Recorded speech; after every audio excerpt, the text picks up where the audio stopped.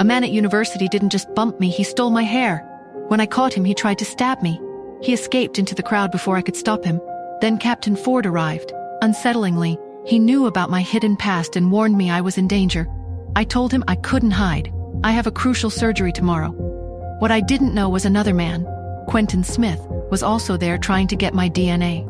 Seeing the first guy succeed, Quentyn started following him, eventually watching him carefully bag my stolen hair for testing. Who sent that violent attacker for my DNA, if not my father? What does Captain Ford really want, and is he protecting me or watching me? Who is this other man, Quentyn Smith, chasing my attacker, and what's his motive? With my DNA clearly the target and threats closing in, can I stay safe long enough to find out who is behind this?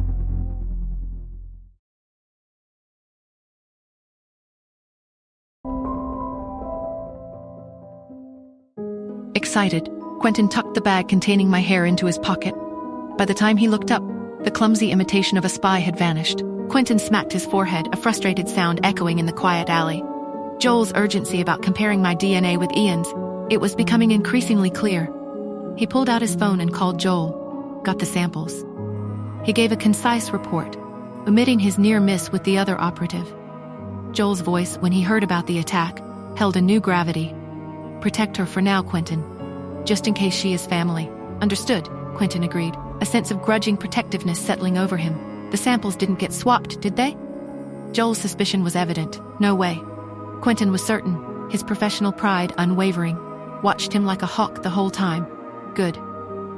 Back at the Anderson mansion, the lingering unease from the attempted DNA theft hadn't faded.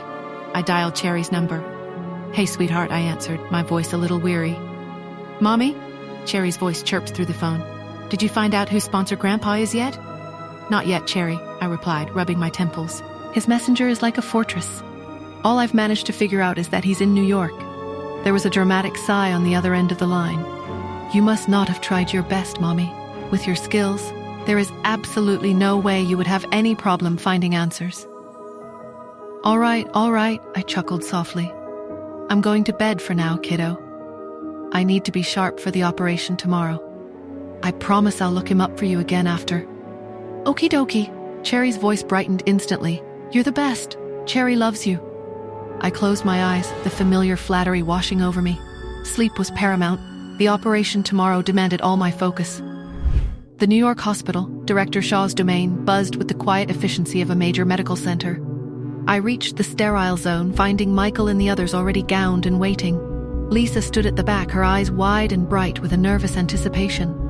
Today, she would finally meet Athena, her mentor. The thought alone made her tremble slightly. Around her, hushed whispers filled the air. I can't believe I'm actually going to be in the same OR as Athena. Lisa is so lucky. I heard she wasn't even on the initial list. Even doctoral students wanted this spot. It's probably no big deal for Lisa, though. She'll probably assist Athena on all her surgeries. Lisa, blushing slightly at the praise, lowered her head. Tina, however, cut through their awestruck murmurs. Stop gossiping and get ready for the scrub room. As the second surgeon, she held a position of authority. Lisa followed the group, her heart pounding. She was about to enter the scrub area when Tina's voice, sharp and laced with a condescending amusement, stopped her. You're just Athena's student, Lisa. What's there to be so proud of? Everyone knows Athena lives abroad. A long-distance mentorship? Sounds rather inconvenient. Lisa's brow furrowed, but she bit back a retort. Tina was a professor. After scrubbing in, Tina turned to Lisa, her tone imperious. You're in charge of the surgical tools and the sponge count. Lisa's surprise was evident. That was the nurse's domain. She nodded silently, a knot of unease tightening in her stomach. The group gathered outside the OR, waiting for the chief surgeon. Then Tina's eyes narrowed, her gaze fixed on the windows outside the door. Why is Nora Smith here? She muttered, spotting me approaching. Still hasn't given up, Tina thought, a smug satisfaction creeping across her face. Professor York? A doctor prompted, noticing her distraction. Tina's attention snapped back. Just a persistent admirer. But her gaze kept flicking towards the door. Then Michael's voice, sharp with a territorial protectiveness, cut through the air. What are you doing? Do you even know what this place is? This is a private changing room for Athena. He had intercepted me just as I reached the door. I raised an eyebrow, my voice calm. Yes, Michael, I do. He frowned, his frustration evident.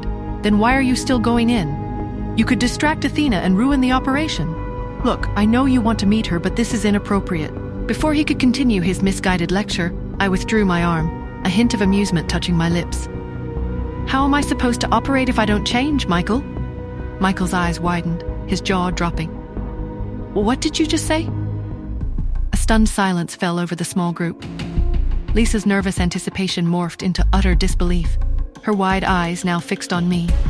Tina's smug expression crumbled, replaced by a look of bewildered shock. Michael stood frozen, his territorial stance dissolving into utter confusion.